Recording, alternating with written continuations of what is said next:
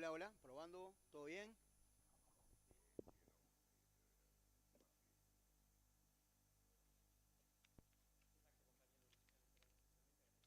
A la comisión por el CID del CNT y el presidente de la Central Obrera, Marcelo Abdala, ya comienza la conferencia de Dale. Muy buenas noches a las trabajadoras, los trabajadores de los medios de comunicación. Pedimos disculpas por los minutos de diferencia entre la convocatoria y la realización de la conferencia de prensa. En primer lugar, yo quiero destacar el esfuerzo desde la Comisión Nacional Afirmá Tus Derechos para mantener de manera clara el respeto a la investidura de la Presidencia de la República, del Presidente de la República. Bastante le costó al pueblo uruguayo recuperar los espacios democráticos en que actuamos, de los cuales justamente forma parte el plebiscito que estamos impulsando. Sin desmedro del respeto a la investidura del Presidente de la República, queremos ser absolutamente claros en el debate público. Desde nuestra perspectiva, ayer hubo un discurso falaz, manipulador, en tanto y en cuanto se ocultó abiertamente que estamos parados en un estrepitoso fracaso para la vida de la gente de la reforma de la Seguridad Social del año 96, y se ocultó conscientemente que en la reforma del año 2008, en que mejoraron algunas prestaciones, la gente, si se quedaba sin trabajo a los 57 años, podía llegar en mejores condiciones a los 60, y especialmente se vieron beneficiadas las mujeres en el cómputo de un año más de digamos, acreditación de trabajo a los efectos de jubilarse por cada hijo que tenían. Las críticas que en su momento se desarrollaron por parte de la representación política de la fuerza que llevó al presidente de la República a la presidencia era de la insuficiencia de esos cambios, y efectivamente planteaban cambios adicionales y de mejor suficiencia en las prestaciones. Digo esto ante el hecho de que, al parecer, desde hace 15 años que hay que hacer una reforma a la baja, cuando ellos votaron, digamos, la reforma del 2008, y si la criticaron fue para cambiar a la alta un conjunto de prestaciones que se desarrollaron. Creo que se expresó un discurso absolutamente insensible para los cientos de miles de jubilados que están en la angustia de no poder comer y no llegar a fin de mes. Un discurso además errático. Concretamente, si no me falla la memoria, un periodista del Observador le preguntó si habían sido tenidos en cuenta los planteos del movimiento sindical y de la Comisión Nacional Afirmá Tus Derechos, de que las necesidades de asistencia financiera se podían sostener, por ejemplo, mejorando la superación de la evasión fiscal que hoy hay, por ejemplo, revisando críticamente y con mucho criterio, no eliminarlas al barrer, sino analizar la contribución al trabajo, etcétera, pero revisando críticamente el hecho de que en América Latina el porcentaje de renuncia fiscal por exoneraciones está en un entorno de un 3% y en Uruguay está en un entorno de un 6,5%. ¿A qué me refiero? Se dejan de cobrar impuestos por IRAE y por el patrimonio por un volumen de 2.000 millones de dólares, y esto no lo contestó, volvió nuevamente con el IVA, con otros impuestos, y ahí se muestra, digamos, el carácter errático de las respuestas, ocultando responder concretamente el planteo que estaba arriba de la mesa, y nuevamente, digamos, contribuyendo a esta campaña que más que fundamentos apela al miedo y al terror de la gente, un discurso amenazante en donde desde el poder del Estado, nada más y nada menos, y justamente desde la Presidencia de la República, se menciona de que nuestra propuesta deberá significar una suba exorbitante del IVA, se menciona la cuestión de una presunta certeza jurídica que siempre es para el gran capital y no para la vida de la gente, y realmente a nosotros nos parece que el objetivo del discurso que ayer se desarrolló tuvo mucho, digamos, de atemorizar a nuestro pueblo, de acallarlo y de paralizarlo en esta iniciativa. Nosotros queremos una discusión concreta y fundamentada. Hemos dicho públicamente que en la comparecencia del ministro de Trabajo y del asesor del gobierno responsable tanto de la reforma del 96 como de lo que hoy es la 20.130, el doctor Saldain, se estableció que el costo mensual a julio de 2023 sería de 683 millones de pesos, equivalente a 18 millones de dólares mensuales.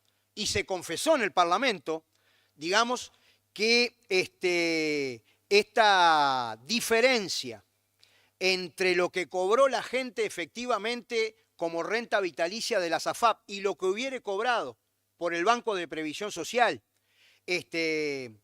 significa de manera anual 216 millones de dólares. Datos del Poder Ejecutivo, analizando, por otra parte, una presunta retroactividad que no genera, porque no hay cambios constitucionales retroactivos, pero analizando una presunta retroactividad que la misma se elevaría al monto de 216 millones de dólares anuales. Si nosotros observamos este dicho en el Parlamento, nada más y nada menos, y de representantes de gobierno, que hay 75.205 personas que están recibiendo, digamos, las rentas vitalicias de la SAFAP, a nosotros nos da el promedio que cada persona, como promedio, que cobra renta vitalicia, se le está estafando, se le está confiscando 10.000 pesos por mes.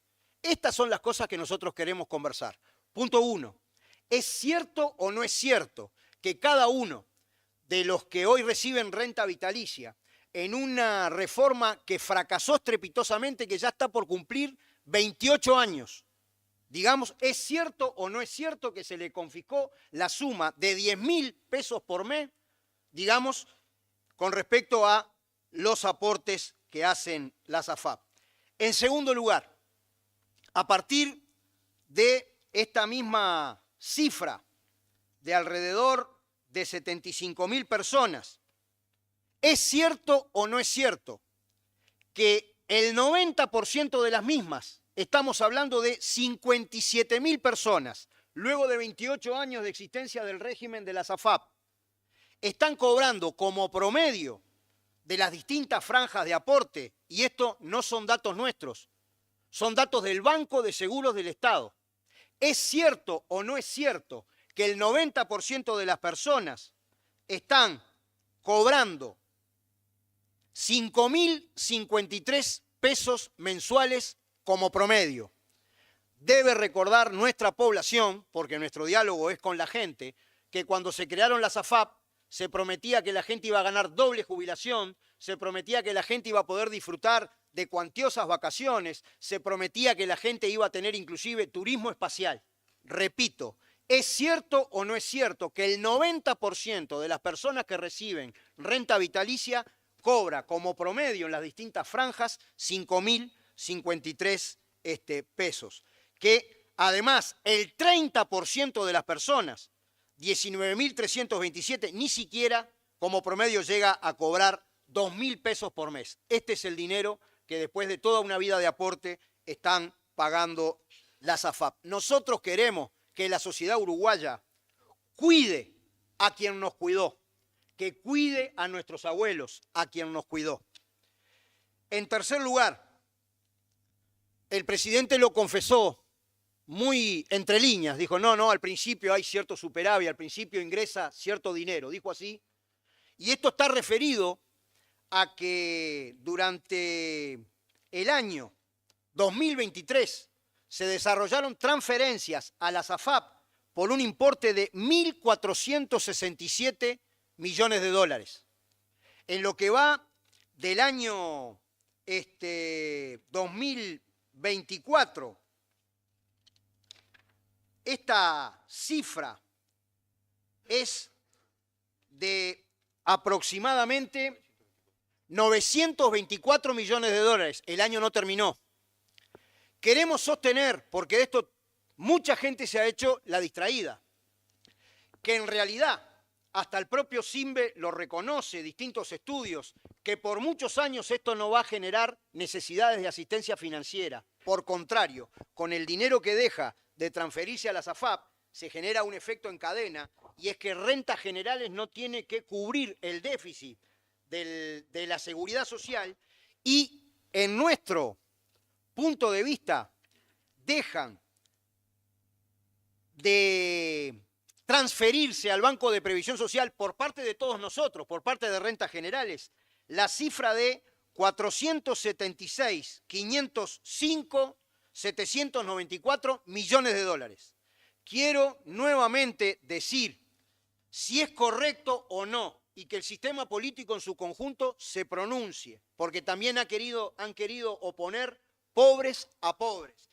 Si está mal en torno a la cuestión de la pobreza y la pobreza infantil, tratar de que un jubilado que trabajó toda su vida por lo menos llegue a fin de mes, por lo menos tenga un ingreso mínimo igual al salario mínimo nacional, si es correcto o no lo que nosotros propusimos, y es que estos ahorros de casi 500 millones de dólares anuales, está bueno que todo el sistema político haga un compromiso, un acuerdo de destinarlo efectivamente a la erradicación de la pobreza y en particular la pobreza infantil.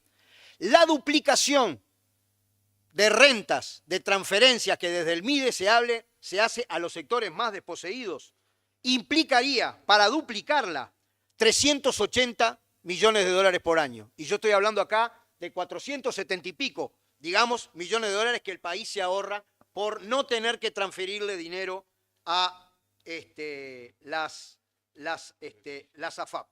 En definitiva, desde nuestra perspectiva, estamos ante una situación en la cual, por un lado, si el presidente de la República, para defender su posición, tiene que recurrir a una actitud de amenaza, con un alto grado de insensibilidad, que se manifiesta con respecto a la vida de la gente, en realidad, haciendo esto, está mostrando un elevado grado de debilidad política. Para nosotros es una pena que un presidente que está terminando su mandato lo termine de esta manera, tan alejado de la realidad y de la vida de su pueblo. Y siempre en el entendido de que cuando se habla del país, para nosotros, el país no es otra cosa que su gente. El país no es otra cosa que su gente y en particular el pueblo trabajador. Dice el artículo 5, el numeral 5, perdón, del artículo 77 de la Constitución de la República. Dice textual que el presidente de la República y los miembros de la Corte Electoral no podrán formar parte de comisiones o clubes políticos, ni actuar en organismos directivos de los partidos, y subrayo esto, ni intervenir en ninguna forma de propaganda política de carácter electoral. Vaya si es electoral la consulta ciudadana que nosotros estamos haciendo por el sí a 3 medidas cautelares que elevan la seguridad social a un derecho humano fundamental. Sin desmedro de esto, sin contradicción con esto, hecho el daño, porque nosotros sostenemos que el presidente de la República es el presidente de toda la República, también de los que impulsamos el plebiscito, respetuosamente. Y hecho esto, la verdad es que a nosotros nos gustaría, si está tan convencido de razones que ayer no aparecieron, nada nuevo bajo el sol con respecto a la campaña del terror y del miedo que ha estado funcionando contra esta iniciativa. Pero la verdad que, hecho esto, a nosotros, y lo pensamos mucho, nos gustaría efectivamente que el presidente de la República defienda sus fundamentos en un debate con una compañera o un compañero que legítimamente defina, un trabajador, una trabajadora, la Comisión Nacional Afirma Tus Derechos, para debatir y hacer que el pueblo sepa las cuestiones que están en juego, digamos, el 27 de octubre. Ya es historia vieja que cada vez que el movimiento obrero y popular va por conquistar un derecho, bueno, aparecen los 1000 demonios de las campañas del miedo y de la catástrofe que luego nunca suceden. Así que, sin desmedro de las preguntas, queremos nuevamente convocar masivamente a nuestro pueblo en respeto por las definiciones políticas partidarias que establezcan, porque nosotros estamos haciendo una campaña para toda la ciudadanía, que vote lo que vote, ponga la papeleta negra sobre blanco del sí a que la seguridad social sea un derecho humano fundamental, para luego generar las condiciones de una reforma integral y cambiar la sociedad a beneficio de las grandes mayorías nacionales y populares. Muchísimas gracias.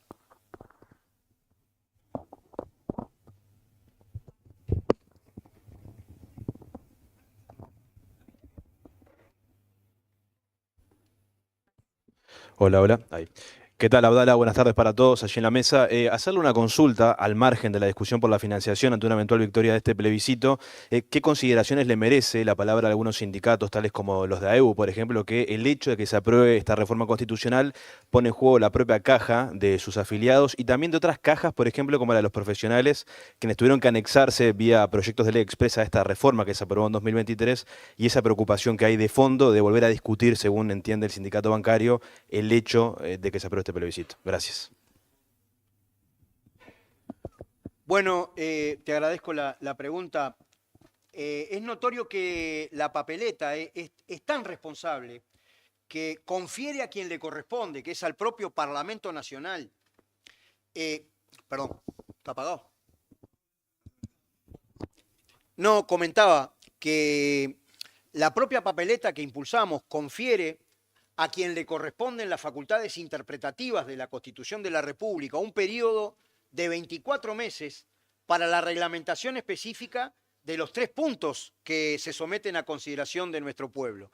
Hemos dicho además que este mecanismo, que no es una reforma integral, sino medidas cautelares concretas, no va en desmedro de un eventual diálogo social sobre la seguridad social en donde se profundicen en todos los aspectos que tienen que ver con la materia, y ni que hablar que en una situación nueva, digamos, generada por una victoria del sí, bueno, habrá que analizar al detalle la convergencia de los distintos modelos, las características, porque hay distintas maneras de hacerlo. Lo quiero decir en estos términos solamente como ejemplo, que nosotros consagremos reconstituir un derecho que ya teníamos y que era poder, con 30 años de trabajo, elegir jubilarnos a los 60 años. Del mismo modo que una persona legítimamente puede decidir quedarse en el trabajo, si así puede, hasta los 61, 62, 63, 64, 65, y se puede hasta estimular esto con una escalera a la alta, hay distintas formas, digamos, de articular la cuestión, y nosotros, por supuesto, que recontra abiertos a manejar todas esas posibilidades, porque ni que hablar que AEBU es parte del movimiento popular y del movimiento sindical.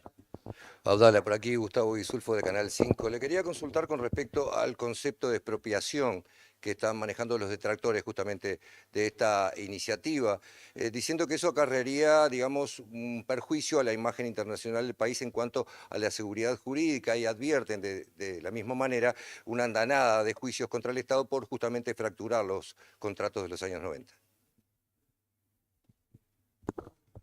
Bien. Buenas tardes. Dentro de la campaña del miedo, uno de los recursos más utilizados ha sido hablarle a la gente de la confiscación, de una confiscación futura que se promete, pero que está muy alejada de la realidad y de las garantías que da la papeleta. Pero hubo una confiscación fáctica ya, concreta, constatada por el propio informe de proyecciones actuariales del Banco de Previsión Social en el supuesto número 5, la página 4. Este material va a estar a disposición de todos los medios de prensa y aquí está el fundamento de lo que estamos diciendo y que ya compartió Marcelo. 75.000 personas se han jubilado por el régimen mixto a abril de este año. La pérdida es de $216 millones al año, 18 millones de dólares por mes. 10.000 pesos por persona. Personas que están ganando 5.000 pesos, el 90% de las personas jubiladas por el régimen mixto, están cobrando 5.000 pesos.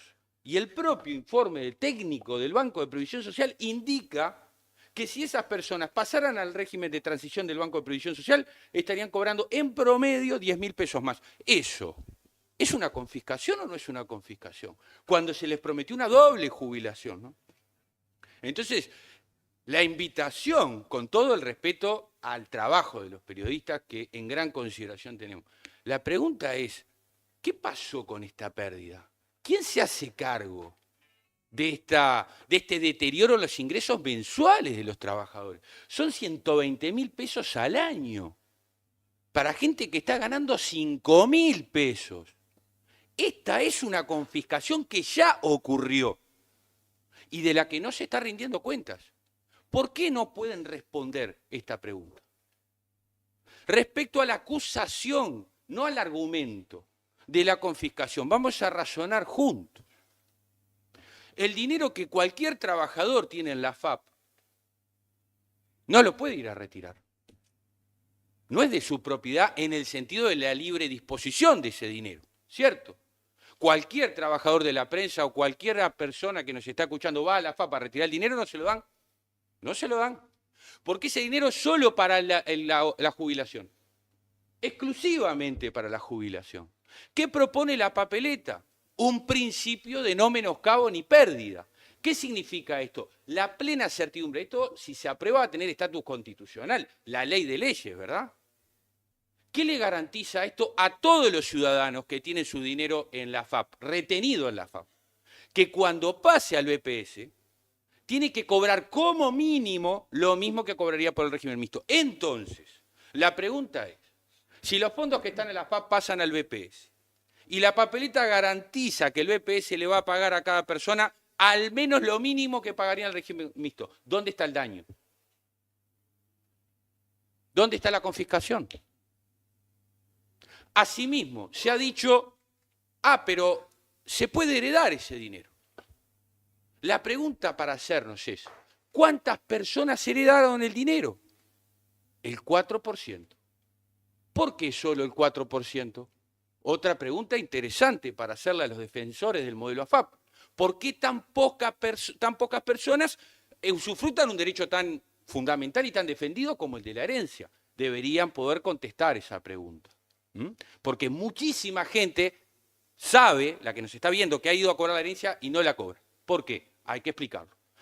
Pero así todo, ¿qué proponemos desde la Comisión? Que en el marco de la ley que tiene que reglamentar el fideicomiso en estos 24 meses, se consagre, y lo decimos claramente, que las personas que tengan derecho a herencia puedan hacer usufructo de la misma, con todas las letras. Lo repito, desde la Comisión Nacional estamos planteando que en el marco de la ley de la reglamentación ulterior a la aprobación de la enmienda constitucional se le garantice a las personas el derecho a hacer usufructo de la herencia, si es del caso. Otro tema que deberían explicar, y perdonen la extensión, pero esto es muy importante para que la prensa lo tenga en conocimiento y sea una herramienta de análisis para la sociedad, para el ejercicio de la libertad de información de la gente. Se ha hablado de que se puede retirar el 9%, cosa que no ocurrió en 27 años, empezó a ocurrir hace un año. Pero aquí que para retirar ese 9% se tienen que cumplir 4 requisitos. No va cualquiera y lo retira. Tiene que estar con una enfermedad terminal, con desalojo inminente de la vivienda, con una situación de discapacidad probada, alta y probada, o con una situación de desempleo prolongado. Supongamos que cualquiera de los que nos está viendo, los que está aquí, configura alguno de esos requisitos y va a retirar el 9%. ¿Se lo dan? Les pregunto, ¿se lo dan? No, no se lo dan. ¿Por qué? Porque para darles el famoso 9%, la persona tiene que tener 60 años de edad y 30 años de aporte. Si no, no se lo dan. Es decir, atentos con esto. Si un trabajador está con una enfermedad terminal y necesita ese 9% para financiarse el tratamiento oncológico, pero tiene 38 años de edad, no va a recibir el 9%. Hay que decir toda la verdad. toda la verdad, porque es respetar el derecho a la libertad de información de las personas. ¿Cuándo puede cobrar la persona el 9%? Cuando configura alguno de estos 4 requisitos, pero además tiene 60 años de edad como mínimo, 30 años de aporte y renuncia a cobrar la jubilación por 3 años. Si no, no cobra el 9%. Y esto es importante que lo sepan para que la ciudadanía lo sepa, si no parece que cualquiera pudiera retirar el 9% y no funciona así el sistema.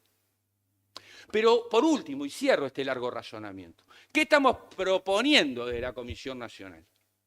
Que si la enmienda constitucional logra las mayorías sociales, y esto es muy importante porque el movimiento sindical no impone nada a nadie, el movimiento social uruguayo no le impone nada a nadie, el movimiento social uruguayo está haciendo una propuesta democrática para que democráticamente se resuelva si la mayoría del pueblo lo quiere o no lo quiere. En el caso que lo quiera, en la ley reglamentaria posterior, estamos diciendo que el 9%, bajo las condiciones dadas, se siga pudiendo retirar. Entonces, y termino el razonamiento, les pregunto, ¿dónde está la confiscación? La conclusión unívoca es que la confiscación real, concreta, existente, fue la que sufrieron los trabajadores con los 10.000 pesos por mes que dejaron de cobrar. La confiscación que se le imputa a la papeleta no existe, por los razonamientos que acabo de exponer. Buenas tardes a la mesa, Matías Capec de La Diaria. Justamente el PIT-CNT es la principal organización representante de los trabajadores en Uruguay y justamente las personas que están en contra de la reforma señalan que pueden haber perjuicios justamente sobre los trabajadores. Por un lado, el tema de la caída de la inversión, por la prohibición del ahorro individual, por el otro, por la inseguridad jurídica que podría generar este cambio, y después que sea la variable de ajuste el salario mínimo, que según señalan podría plancharlo. ¿Puede afectar a los trabajadores esta reforma? A eso nos referíamos cuando decíamos que cada vez que el movimiento popular quiere avanzar en determinados derechos aparecen las 1000 calamidades bíblicas, digamos. En realidad, nosotros estamos convencidos que la cuestión del salario mínimo nacional, perfectamente el país puede dar un paso más y establecerla en el marco de la negociación colectiva, en vez de que sea unilateralmente definida por el Poder Ejecutivo. Porque en Uruguay hay un Consejo Superior de Salarios, lo que hacen los distintos poderes ejecutivos es hacer una consulta sobre el salario mínimo a las partes profesionales y luego decide unilateralmente.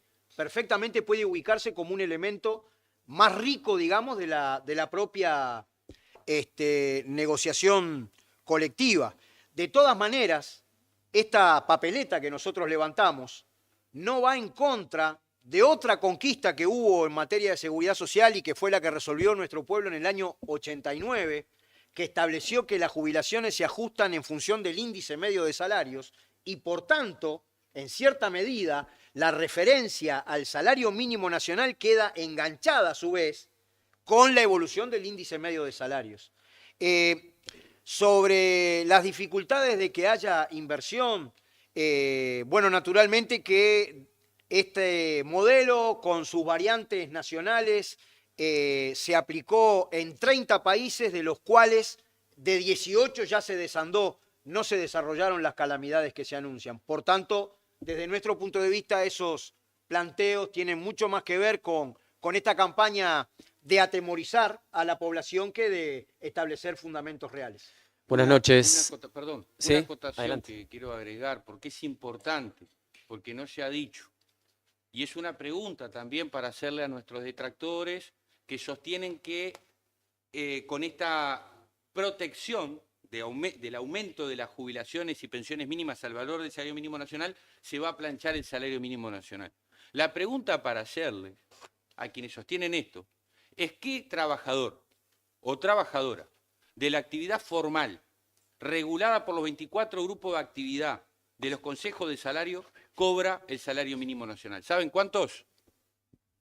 Ninguno. Ningún trabajador, ni público ni privado, que está en el mercado laboral formal, se rige por el salario mínimo nacional. ¿Cómo, por tanto, se podría planchar el salario de los trabajadores si ninguno de los trabajadores de la actividad formal se regula por el salario mínimo? Esa es la pregunta. Porque decirse se pueden decir muchas cosas. El asunto es que tengan un fundamento y una explicación real.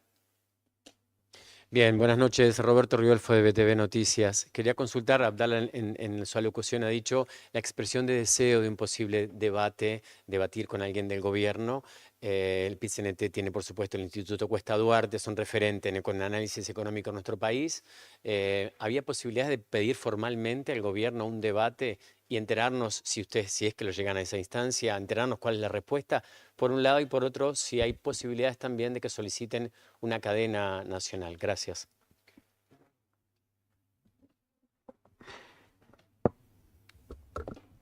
En realidad, buenas tardes. En realidad nosotros no descartamos ninguna posibilidad en el marco del diálogo social, porque ayer se dijo en cadena nacional, en la conferencia del presidente de la República, que el diálogo social estaba de moda. Nosotros entendemos que diálogo social es mucho más que un concepto vacío y que tiene sus contundencias. Necesitamos explicarle a la población que los perjuicios de los que mencionaban hace un rato, que hablaban de que podría ir en contra de los trabajadores, el no tener inversiones en el corto plazo. Por ejemplo, hablar que la reforma del 96 no resolvió el problema de empleo, no resolvió el problema de completitud de historia laboral, sobre todo para las mujeres, no resolvió el déficit fiscal, no brindó 2 jubilaciones, no resistió 15 años, no puso el foco en un derecho humano fundamental, ni tampoco dio mejores tasas de reemplazo, sino peores. Con el agravante de que el presidente mismo hablaba también ayer de que hacía 15 años que se estaba hablando de una reforma. Esto no es cierto, porque en el 2008 hubo una reforma y hace exactamente 15 años. Por tanto, hay un claro desconocimiento de parte del presidente de la República que nosotros entendemos que tiene que salir a explicarle al pueblo. ¿Y qué cosas tienes que explicarle? Bueno, que la ley 18.395 del 2008 fue votada por unanimidad con el voto de todo el Parlamento. Que no sé si estaba presente en ese momento, pero que la realidad es que tuvo un apoyo masivo, que ampliaba derechos. Y estuvieron de acuerdo todos los partidos políticos. ¿Qué tiene que explicar el presidente de la República a los trabajadores y trabajadoras de este país en lugar de influenciarlos y poner el miedo como una herramienta de manipulación? Que no convergen los sistemas. No hay un sistema de convergencia de ninguna caja. Acá las cajas quedan como están, cada una va a tener su directorio como lo tiene hoy, con los malos manejos o los buenos manejos o las buenas inversiones o las malas inversiones que tenía hasta la actualidad. Acá lo que hay es una compulsión de poner a todos los trabajadores y trabajadoras de este país, de cualquier caja, en un régimen mixto, dejándonos la duda y el sinsabor a trabajadores y trabajadoras que defendemos a la seguridad social como derecho humano fundamental, si esta no será una tendencia a ir al 100% de privatización escalando de a poco. Entonces, abrir muy bien los ojos y a estar atentos a esta situación. Hablaba también del adicional de las pensiones por vejez e invalidez. ¿Ustedes tienen idea de la cantidad de requisitos que hay que cumplir para llegar a ese 20% de complemento? Es casi inviable para ningún trabajador poder obtenerlo. Jubilaciones y trabajo. Lo decía como una muy buena noticia, que hay 3.000 personas que están trabajando jubiladas. ¿Ustedes creen que lo hacen por gusto o lo hacen por necesidad? ¿Le explicó el presidente de la República que aquellas personas que vuelven al mercado laboral cobrando una jubilación mínima con ajuste, a la mínima 18.840, si cobra 10.000 pesos reales por jubilación, pierde el adicional de los 8.840 pesos? Porque recién en este mes el Banco de Previsión Social ajustó sus sistemas para que ese modelo de cálculo se produzca de forma tal que comparezca de manera real con la ley. Este mes. Hasta ahora le estaban pagando el 100% de la jubilación. No sé qué va a pasar, si la gente va a tener una deuda o si en realidad no se lo van a descontar. Esas son las cosas que tiene que explicar. Suplemento solidario, ¿por qué en lugar de aumentar por el mejor de los dos, IPC o índice medio de salarios, elige aumentarlo por el peor para que se licúe en el tiempo, que es una forma de ayudar a las jubilaciones más deprimidas? ¿Por qué lo aplica a personas que están enfermas y las hace jubilar por causal común cuando tienen la edad y los servicios y no les deja jubilarse por imposibilidad física? Entre el semestre del 2023 primario del año pasado y este semestre, ya hay una merma del 5% aproximadamente en lo que percibe cada persona por mes estando enferma. Por tanto, eso es un ataque directo a trabajadores y trabajadoras.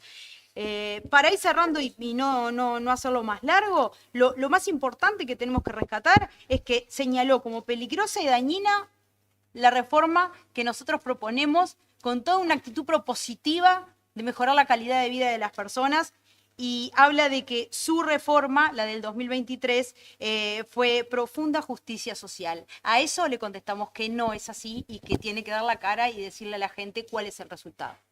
Me permito complementar una cosa, haciendo una modesta sugerencia a los trabajadores de los medios de comunicación.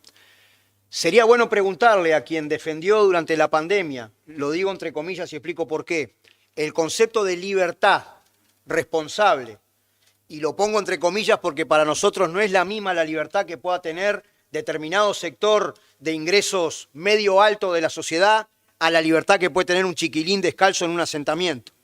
¿Cómo es posible que el defensor de esa libertad responsable defienda un proyecto que hizo obligatorio el ingreso a la SAFAP? Segunda sugerencia modesta de preguntas al presidente, que siempre está preocupado por las necesidades de asistencia financiera para sostener un derecho humano de la gente, que es no morirse de hambre y poder llegar a fin de mes con la jubilación. Que sería bueno preguntarle por qué no dice nada, cómo es que rentas generales, esto es todos nosotros, pagamos el ingreso obligatorio a la SAFAP de la gente que está en las cajas paraestatales, lo cual en 40 años implica 5.000 millones de dólares. Es decir, los problemas financieros se dan cuando nosotros queremos hacer el movimiento de que alguien que gana 18.000 y pico pase a 22.000 y pico, pero no suceden cuando hay que bancar la parte de oro del sistema financiero en la SAFAP. Y complementando lo que bien decía Karina, te comento, sí vamos a solicitar la cadena de radio y televisión, es notorio que hasta ahora la ha negado abiertamente, aunque de alguna manera en las conferencias de prensa, en cierta medida, el presidente de la República usa y abusa de este elemento. Hablábamos de la Constitución de la República, ¿cierto? Y en segundo lugar, sí, nos interesa tener un debate con el presidente de la República. Nos interesa porque nos parece que es muy bueno que los fundamentos, no las personas, siempre hablamos desde el respeto nosotros, los fundamentos choquen y la gente pueda efectivamente tomar posición. Ignacio Barbosa, buenas tardes primero que nada a todos, buenas tardes a la mesa. Ignacio Barbosa de Radio Universal. Presidente, quería saber, bueno, si el plebiscito no llega a salir victorioso en las próximas elecciones de octubre, ¿tienen algún plan B, algún plan C para seguir adelante igual con toda esta movida? Gracias. No tenemos ningún plan B. El plan es hablar con la gente, con la ciudadanía, que en los barrios, en los lugares de trabajo, en las barriadas que estamos haciendo, nos dicen, yo voy a votar a fulano de tal, pero me interesa la papeleta, yo voy a votar a Mengano, yo voy a votar a Sultano, de todos los sectores políticos que nos dicen, bueno, queremos la papeleta porque la vamos a poner. Nuestra única alternativa, el plan A, y es el único porque hay un punto, es hablar con la gente para que vote sí, digamos, el 27 de octubre. Abdala, buenas noches. De los economistas del Frente Amplio, entre ellos Vergara, dicen que esto consagraría privilegios a algunas cajas como la caja militar. ¿Cómo interpretamos eso? A ver si lo puede explicar, porque el tema militar a veces... Bueno, en eso estoy de acuerdo con Saldain, increíblemente, porque Saldain dijo que era un disparate sostener que un artículo que establece con claridad que el mantenimiento de los beneficios es lo que explicaba Sergio, es decir, el mantenimiento sin menoscabo de todos los beneficios está referido al sistema mixto. No tiene nada que ver con la caja militar. Y bueno, ni que hablar, nosotros no estuvimos en el gobierno, ¿cierto? Si se hubiera querido hacer, se podía haber hecho. Pero nosotros siempre nos manejamos en términos de equidad. Por tanto, me parece que la pregunta se contesta. ¿No beneficia a los militares este plebiscito? No. Abdala. Por acá Mariana Retén de Telemundo. La consulta que le hago, más allá de la conferencia de prensa del presidente de la República, que entiendo un poco es el foco de lo que están planteando en la jornada de hoy, tiene que ver con las posiciones de todos los candidatos, o sea quien sea que resulte electo como futuro presidente de la República, todos tienen una posición contraria a este plebiscito y entienden que las consecuencias de un modo u otro van a tener un impacto sobre las proyecciones que ellos han hecho para sus políticas eventuales de un futuro gobierno. ¿Qué les dice a esos candidatos que pueden ser presidente el día de mañana? Bueno, siempre desde el respeto a las distintas opiniones, pero nosotros, repito, esta es una movida ciudadana, es una movida desde las organizaciones sociales, estamos en diálogo con las vecinas y los vecinos de todo el país, de todos los sectores políticos. No me corresponde decirles ninguna cuestión en particular a los candidatos porque estamos en plena faena de dialogar con el pueblo y además, en realidad, nosotros no tenemos que contestar en particular por dos razones. Ayer yo comentaba que lo dijo entre líneas el propio presidente de la República, pero hay estudios, como por ejemplo el de CIMBE, que establece que por años lo que va a surgir es el superávit de no tener que transferir dinero público a las AFAP.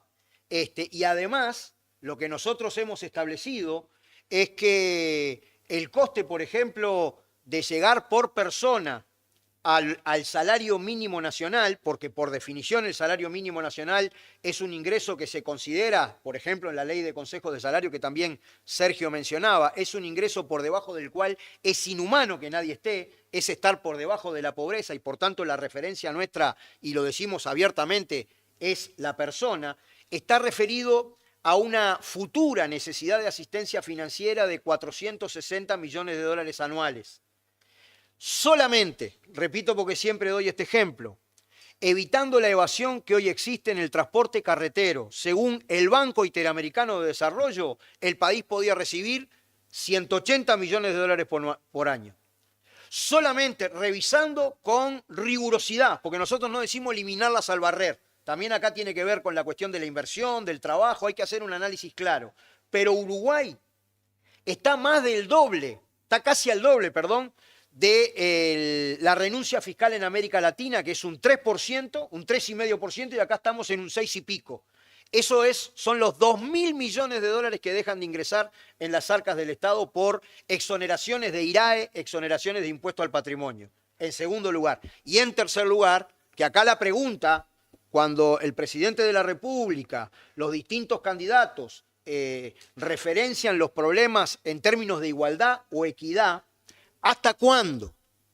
¿Hasta cuándo un gran capital vinculado a los agronegocios va a aportar un 1,9% mientras que el trabajador asalariado rural aporta un 15%? Si habrá tela para cortar para sostener estos y otros derechos. Esa es la visión que nosotros tenemos. Pero no queremos tener, digamos, una referencia especial a los candidatos.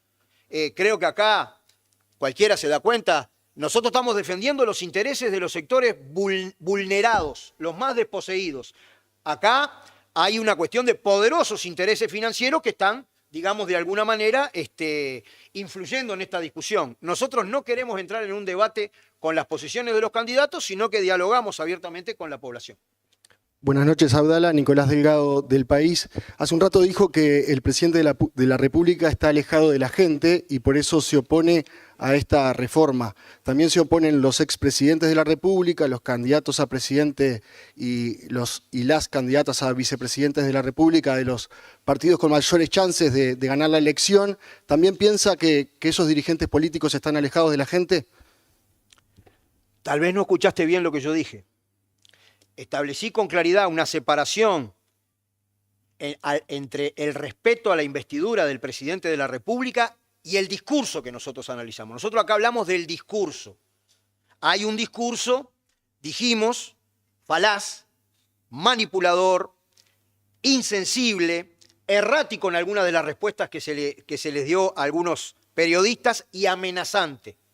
Y que nos parece que compareciendo de esta manera al margen del texto constitucional, que es bastante claro, la verdad que se muestra una distancia enorme del discurso con respecto a la vida de la gente. Quiero corregirte porque en la comisión todos hemos sido muy cuidadosos de que nuestras diferencias, que son claras y las estamos sosteniendo, no vayan en desmedro, digamos, de la investidura de la presidencia de la República. Buenas noches a la mesa, Enzo Ferrari, Radio Monte Carlo. Lo mencionó hace un momento, pero bueno, yo lo debo preguntar igual. El candidato Delgado sostuvo que de aprobarse, bueno, habló de catástrofe y que no se van a poder pagar las jubilaciones, las próximas, quienes van próximos a jubilarse, esas jubilaciones eventualmente no se podrían pagar. ¿Qué reflexión le merece? Y si efectivamente usted asegura que las jubilaciones de quienes van próximos a hacerlo se van a poder justamente pagar. Yo creo que nuestro pueblo se merece un debate que salga del miedo, que salga de la catástrofe que no existe, que cada vez que nuevamente nuestro pueblo aspiró a alguna cosa, aparecieron los agoreros de la catástrofe. Cuando don José Valle y Ordóñez impulsó, y había múltiples huelgas y luchas populares, la ley de 8 horas, iban a cerrar todas las empresas, el país iba a ser un caos. Más acá en el tiempo.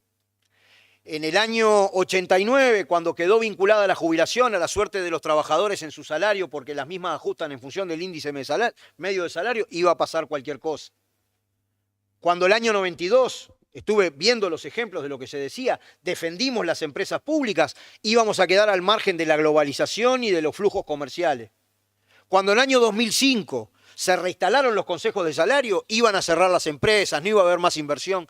Cada vez que hay una buena para la gente, aparecen las 1000 catástrofes. Basta de miedo, basta de miedo. Si quieren defender las AFAP y los privilegios, que lo hagan abiertamente. Bueno, muchas gracias.